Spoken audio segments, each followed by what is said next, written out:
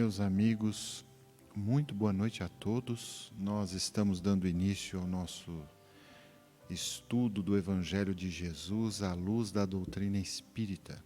Sejam todos muito bem-vindos. É com alegria que nós aqui estamos para ouvirmos um pouco as lições do nosso Mestre, refletirmos, trabalharmos esse conhecimento em nossos corações, para que sirvam de ferramentas para a transformação do nosso espírito nos desafios do dia a dia. Nossa reunião é muito singela. Para todos que nos assistem, nós fazemos uma prece de abertura, a leitura de uma cartinha de uma de nossas mamães gestantes que participaram do curso de orientação maternal que esta casa oferece. Estas cartas, elas são o Evangelho em ação, o Evangelho vivido por pessoas que enfrentam muitas lutas, muitas dificuldades na sua caminhada. Em seguida, nós lemos um trecho do Evangelho que, por sinal, hoje fala das aflições. Uma pergunta e resposta do Livro dos Espíritos, o comentário dos nossos irmãos e o passe. Que todos aproveitem a nossa reunião. Vamos elevando os nossos pensamentos até Jesus, nosso Divino Mestre. Senhor Jesus, aqui estamos, contando com a sua misericórdia, a fim de que, nesses momentos, breves instantes em que aqui estivermos, no contato com as suas lições,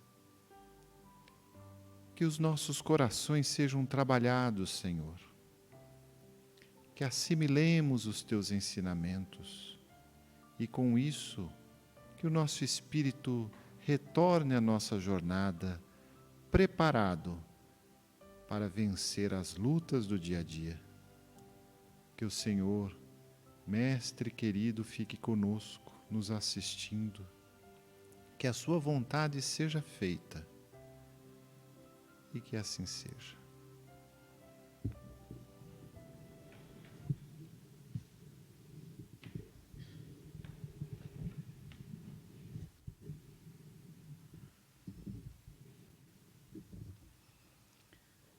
Vamos então agora ler um depoimento, uma cartinha de uma mamãe que passou por essa casa no curso de orientação maternal e deixou esse depoimento.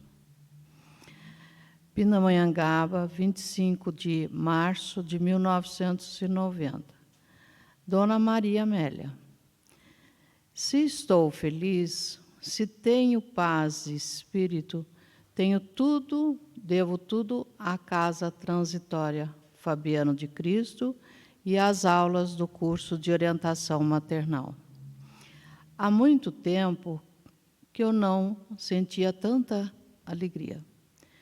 Eu e minha filha tínhamos nos desentendido por motivo familiar. E nem eu, nem ela queríamos fazer as pazes.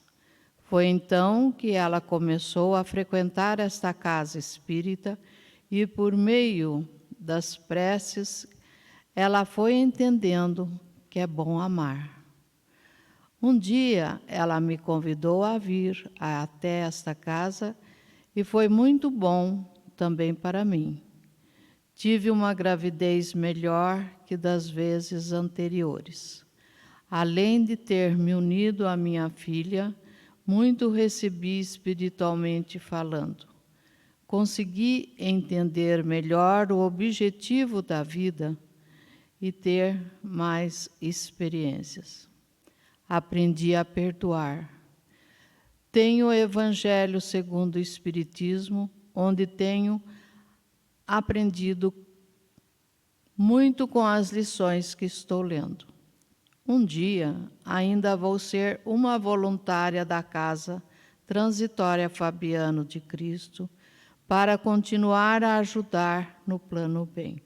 Um abraço a todos da casa. Maria José Jerônimo Batista.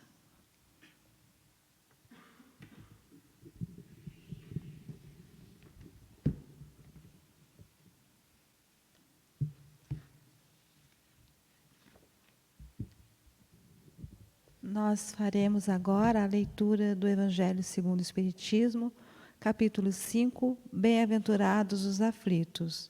O tópico é a justiça das aflições.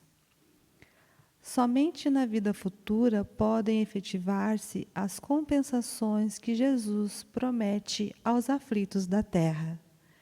Sem as certezas do futuro, essas máximas seriam um contrassenso, mais ainda, seriam um engodo. Mesmo com essa certeza, dificilmente se compreende a conveniência de sofrer para ser feliz. Dizem, para se ter maior mérito. Mas então pergunta-se, por que sofrem uns mais do que outros? Por que nascem uns na miséria e outros na opulência, sem coisa alguma haverem feito que justifique essas posições? Por que uns nada conseguem, ao passo que outros tudo parece sorrir? Todavia, o que ainda menos se compreende é que os bens e os males sejam tão desigualmente repartidos entre o vício e a virtude, e que os homens virtuosos sofram ao lado dos maus que prosperam. A fé no futuro pode consolar e infundir paciência, mas não explica essas anomalias que parecem desmentir a justiça de Deus. Entretanto, desde que admita a existência de Deus, ninguém o pode conceber sem o infinito das perfeições. Ele necessariamente tem todo o poder, toda a justiça, toda a bondade, sem o que não seria Deus. Se é soberanamente bom e justo, não pode agir caprichosamente nem com parcialidade. Logo, as vicissitudes da vida derivam de uma causa, e, pois que Deus é justo, justa há de ser essa causa. Isso o de que cada um deve bem compenetrar-se.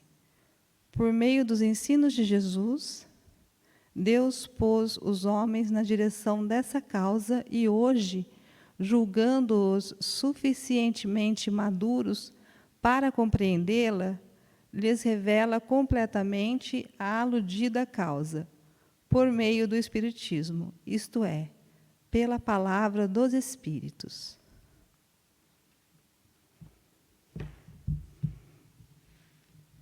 E em complemento, faremos a leitura do Livro dos Espíritos, a questão número 258. Quando na erraticidade, antes de começar nova existência corporal, tem o espírito consciência e previsão do que lhe sucederá no curso da vida terrena? A resposta dos espíritos: ele próprio escolhe o gênero de provas por que há de passar, e nisso consiste o livre-arbítrio.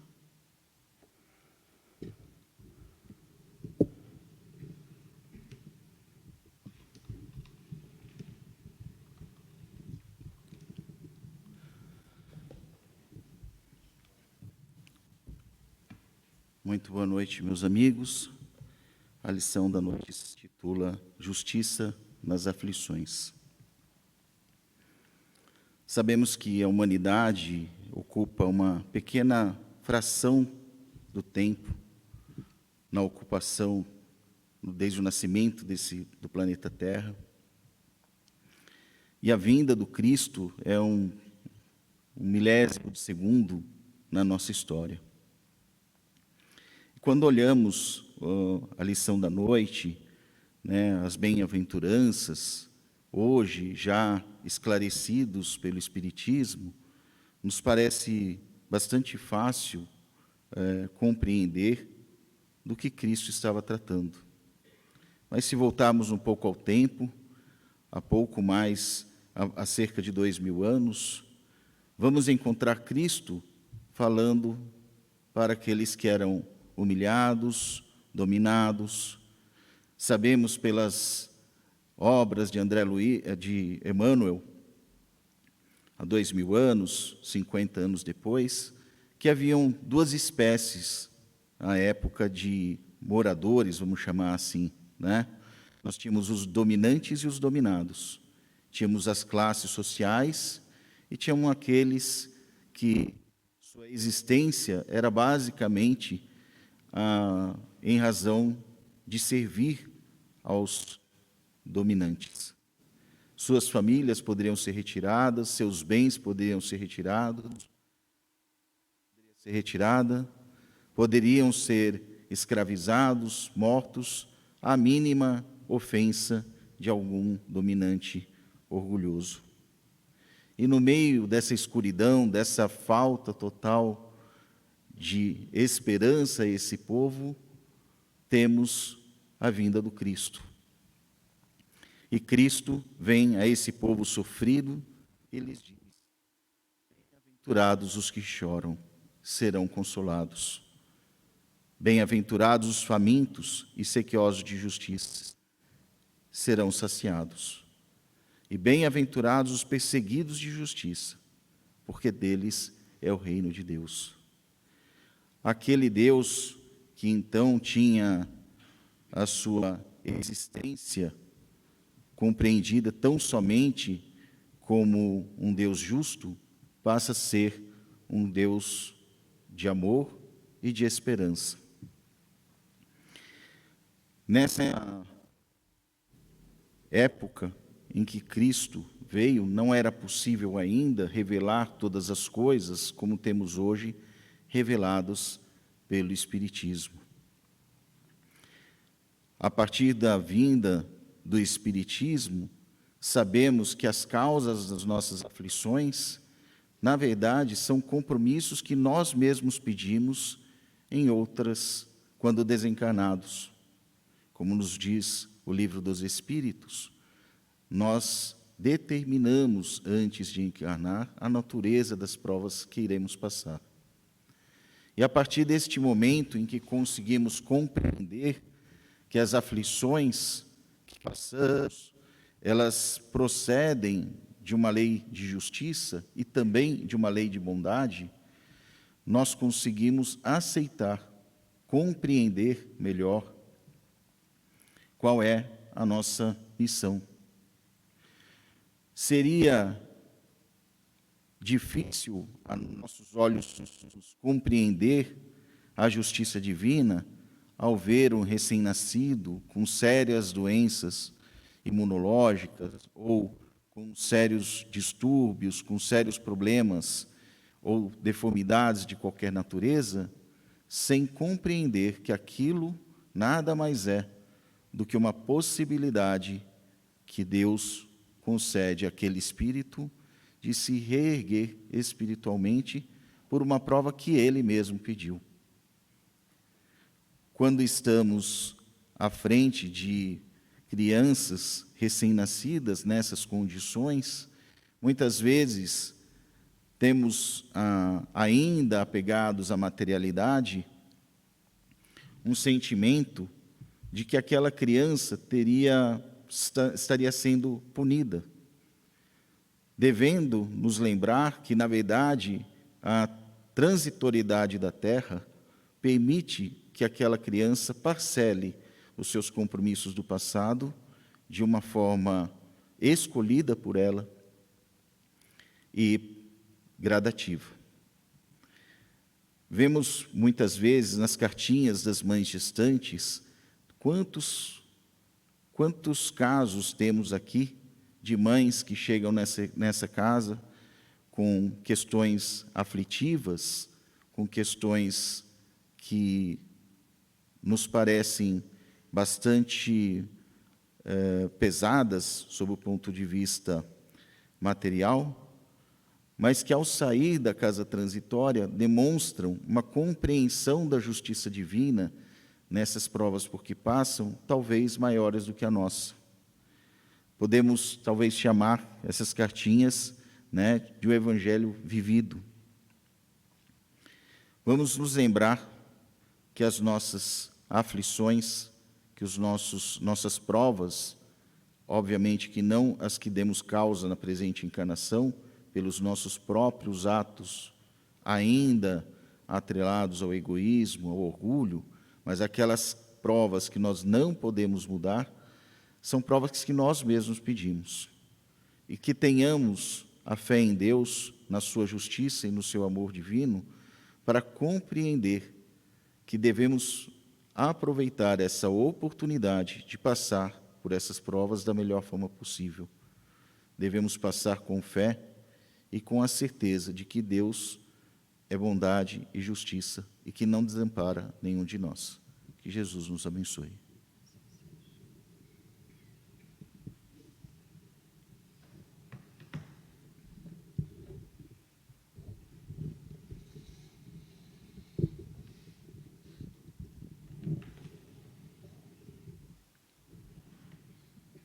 Meus amigos, boa noite. Eu acho que o Rodolfo foi muito feliz, ele abordou de forma bastante ampla e abrangente a lição da noite, que fala sobre a justiça das aflições. Eu vou tratar apenas de fazer alguns comentários adicionais ao que ele já falou, para não ser repetitivo. Lembrando que esse capítulo que nós estamos estudando, o capítulo 5º, do Evangelho segundo o Espiritismo, que é das Bem-aventurados aflitos, ele será estudado aqui na nossa reunião por mais uns 4 ou 5 noites seguidas, porque ele é bastante amplo, né? Fala das causas atuais das aflições, fala das causas anteriores das aflições, do esquecimento do passado. Então, nós teremos assim a oportunidade de aprender bem mesmo sobre as lições que aqui estamos nós estudando, né? Eu queria fazer um pouquinho de referência a algo que o Rodolfo já comentou, indo direto ao ponto que nos atinge, digamos assim, no momento que nós estamos passando por uma dificuldade, por uma aflição, por um problema. Quando nós estamos no meio de um problema, no meio de uma provação, não é tão simples, tão direto, digamos assim, esse entendimento de que são bem-aventurados os aflitos. Eu digo isso por mim mesmo, porque quando a gente está sofrendo, quando a gente está passando por uma dificuldade, parece que o tempo para, parece que as coisas congelam, parece que tudo fica diferente. Então, nessa hora, é a hora que nós somos, de algum modo, provados na nossa fé. Por que eu digo isso? Porque bem-aventurados os aflitos. Sofrer por sofrer não é uma resposta. Sofrer também, porque teremos o reino de Deus, ou o reino, a vida futura, como bem o Kardec explicou, ainda é uma meia resposta. Porque nós temos que entender o porquê sofremos. Nós estamos na doutrina espírita, que é a fé raciocinada. E a fé raciocinada nos exige um completo entendimento do sofrimento, senão não teria sentido. Então temos que partir do princípio, e por isso eu falo da fé, de que Deus é soberanamente justo e bom. Se Ele é soberanamente justo e bom, não iria querer que nenhum dos seus filhos sofresse. Então, parto do princípio que Deus não quer que a gente sofra, certo? Temos que entender isso muito claramente. Deus não está querendo e nem deseja o sofrimento de ninguém, muito pelo contrário. Porque ele é uma combinação que o cérebro humano ainda, na atualidade nossa, no nosso nível evolutivo, não consegue compreender, e talvez ainda levaremos alguns milênios para compreender, o que é a conjunção de um ser que é soberanamente bom e soberanamente justo. Nós não conseguimos nem fazer essa associação mental. Mas Deus é isso. Então, eu até vou pedir licença para vocês para ler um trecho que o próprio Kardec marcou. Ele diz o seguinte, olha, está bem no finalzinho. Logo, as vicissitudes da vida derivam de uma causa. E, pois que Deus é justo, justa há de ser essa causa. Esse é o ponto. Entende? Então, quer dizer, ele continua assim dizendo, isso é o que cada um deve bem compenetrar. Você está falando para nós. Por meio dos ensinos de Jesus, Deus pôs os homens na direção dessa causa.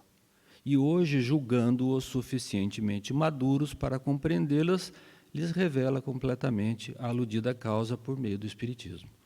Isso é pela palavra dos Espíritos. Então, a doutrina espírita vem explicar para nós o motivo das aflições, que residem, 99% dos casos, nas nossas vidas passadas, quando nós, inadvertidamente, desviamos do caminho traçado por Deus, porque senão daí nós não teríamos que sofrer nada, e acumulamos débitos esses que nós, como já disse o Rodolfo, quando lá no mundo espiritual, ao observarmos 1, 2, 3 encarnações nossas para trás, falamos, puxa, eu preciso voltar, refazer aquele erro que eu cometi, preciso me reunir de novo com aquela pessoa que eu prejudiquei, eu tenho que de novo resgatar aquele erro que cometi, enfim, eu tenho que recapitular uma situação que não fiz bem.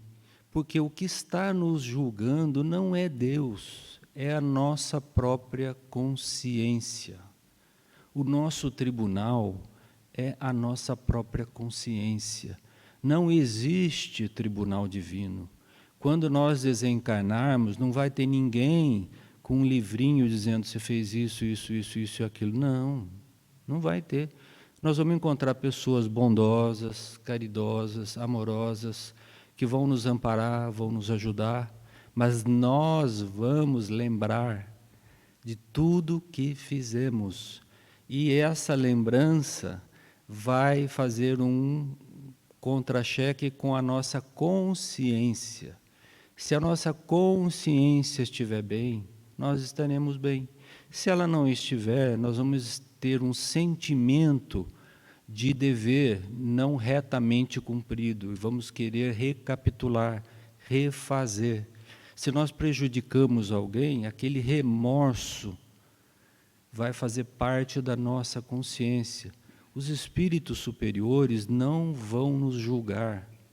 Ao contrário, vão buscar situações em que nós possamos nos autoequilibrar, fazer novos planos, traçar novos desafios para o futuro, recapitular junto com outras pessoas do grupo familiar novas situações para que a gente possa superar. Então, não existe julgamento divino. Deus é soberanamente justo, mas é soberanamente bom acima de tudo. Então, tem uma máxima que diz, está no próprio Evangelho, eu acho que, se não me engano, foi no encontro de Jesus com Nicodemos, quando terminou essa conversa, ficaram ali André e Tiago ainda conversando com o Cristo, e ele falou aquela famosa frase que diz que o amor cobre a multidão dos nossos pecados. Então, muitas vezes, a nossa provação, a nossa expiação, pode ser, inclusive, adiada, pode ser substituída pelo amor. Se a gente se envolver num trabalho de renovação íntima, de um trabalho de caridade, um trabalho de amor, os espíritos superiores vão vendo aquela nossa vontade, aquela nossa determinação em procurar nos melhorar e vão adiando as provas. Ninguém quer fazer a gente sofrer. Então, é importante a gente entender isso, porque mesmo, às vezes, no âmbito da doutrina espírita, a gente tem a tendência de querer misturar a lei de causa e efeito com olho por olho, dente por dente. Não é nada disso. A lei do Cristo é a lei do amor. é a lei do amor. Se nós tivermos amor, nós conseguiremos superar a multidão dos nossos pecados, disse o próprio Cristo. Né? Então, qual é o roteiro? O roteiro é o trabalho no campo do bem, é o estudo edificante, é procurarmos aproveitar a nossa existência aqui na Terra e fazer algo de bom, modificar o nosso roteiro. Tem pessoas que às vezes passam uma existência inteira e não se modificam em nada. Você olha a pessoa por 30 anos, tem os mesmos hábitos, o mesmo pensamento, as mesmas vocações, não modifica-se em nada. Ou seja, está como que cristalizada numa posição mental que não evolui. Então, o que nós temos que fazer é esse esforço de evolução. Todos nós seremos um dia, disse o Cristo, espíritos puros. Vós sois deuses, ele disse. Vós sois deuses. O que ele estava dizendo isso? Nós chegaremos na escala máxima de perfeição. Gostemos ou não, chegaremos lá. Mas vai depender do quê? Do nosso esforço, da nossa vontade, da nossa determinação, da nossa resignação no momento que sofremos. Tem uma mensagem aqui que eu recomendo ler, eu até marquei aqui, para não me alongar, porque depois vocês leem em casa, que chama-se Bem e Mal Sofrer. Está aqui nesse capítulo 5 mesmo, do Espírito Lacordaire, e ele termina, e eu vou terminando por aqui, para não alongar demais, ele termina dizendo o seguinte: bem-aventurados os aflitos, pode então traduzir-se assim: bem-aventurados os que têm ocasião de provar sua fé, sua firmeza, sua perseverança e sua submissão à vontade de Deus, porque terão centuplicada a alegria que lhes falta na terra, porque depois de todo o labor virá o repouso. Então, a mensagem dos amigos espirituais para nós hoje, né? Fica então aí esses breves comentários e que Jesus nos abençoe.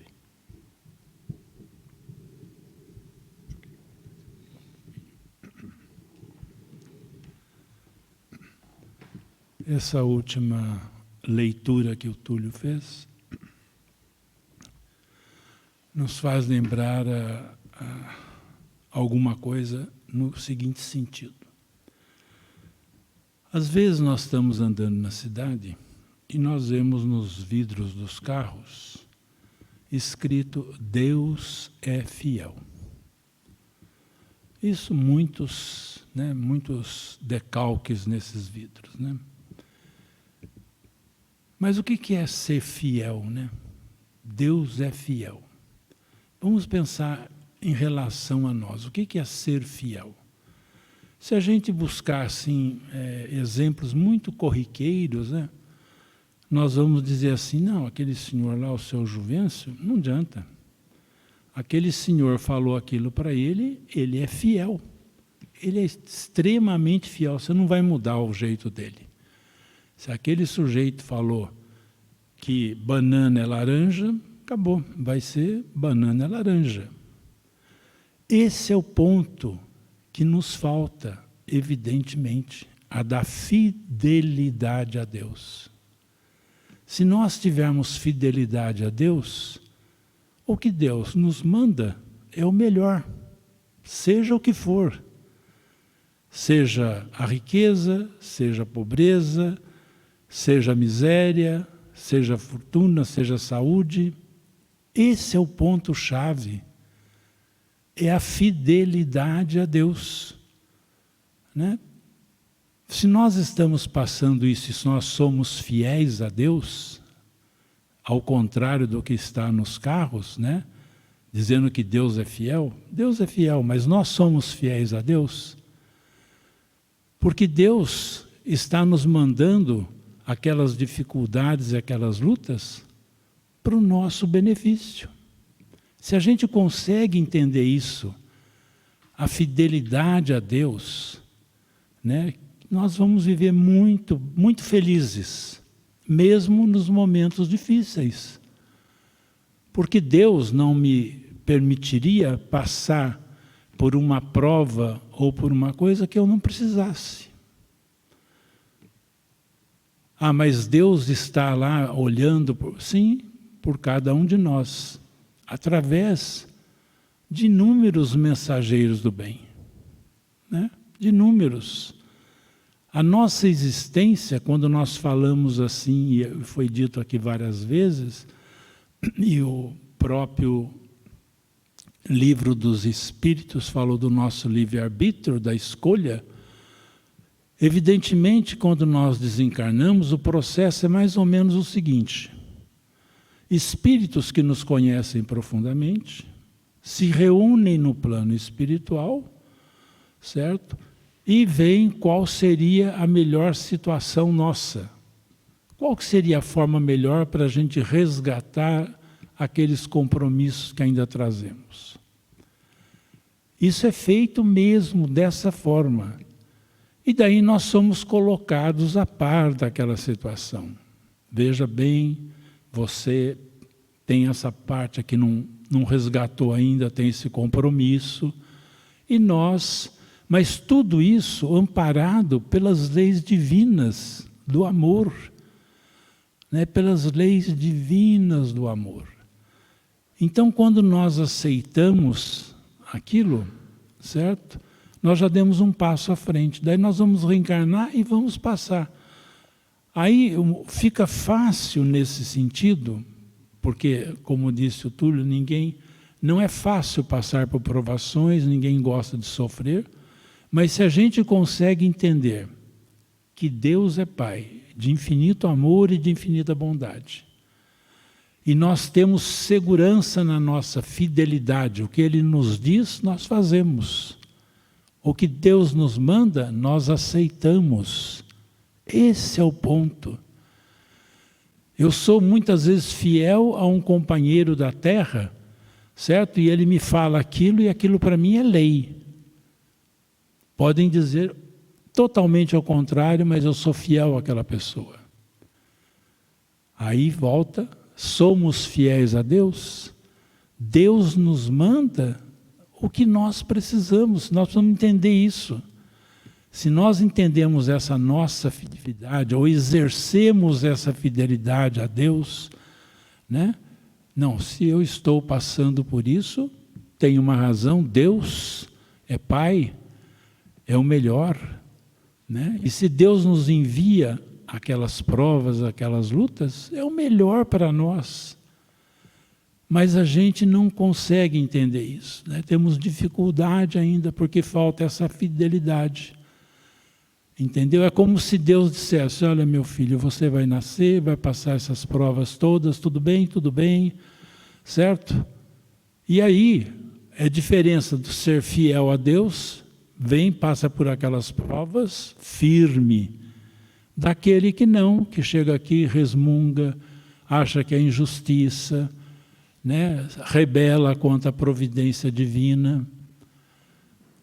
É esse o ponto, é fidelidade a Deus. Emmanuel bate muito nessa questão num livro chamado Consolador, né? Muito mesmo nessa questão da fidelidade a Deus, né? Ela sim é que resolve todos os nossos problemas, de certa forma, né? Se a gente reencarnou, vai passar por isso ou por aquilo. Se a gente é fiel a Deus, a gente sabe, não. Deus está me dando o melhor, então eu vou aceitar, né? É a mesma coisa que aqui na Terra, em relações simples, que uma pessoa faz o absurdo porque o outro disse que aquilo ele tinha que fazer, ele fez acreditando naquela pessoa. E ninguém mudou a cabeça dele, ele foi até o fim. É a mesma coisa, só que esse companheiro nosso, esse amigo nosso, né, é Deus, o nosso Pai. Então precisamos entender essa questão da fidelidade a Deus. Se a gente consegue pôr isso no coração. A gente fala muito sobre isso quando oramos, né? Seja feita a vossa vontade, né? A gente fala, mas quando a vontade de Deus se faz em nosso caminho, nós muitas vezes nos rebelamos. Que nós possamos pensar bem nisso. Nada, gente, nada acontece na nossa vida. Foi dito aqui por todos, Deus é amor. Imagina se Deus quer, não, aquele vai sofrer isso, aquele outro, nem nada disso. Somos nós próprios que escolhemos as provas, depois delas serem, vamos dizer, muito bem trabalhadas pelo plano espiritual. Uma reencarnação não se processa assim, ó, no estalo de dedo, não. É um planejamento enorme que depois nos é apresentado aquele planejamento. E a gente aceita, né? Então, se ainda não conseguimos ser fiéis a Deus, sejamos fiéis àqueles amigos queridos que do plano espiritual nos auxiliaram tanto e nos ampararam tanto para que a gente pudesse ter essa existência, seja ela da forma que for. Que Deus nos abençoe.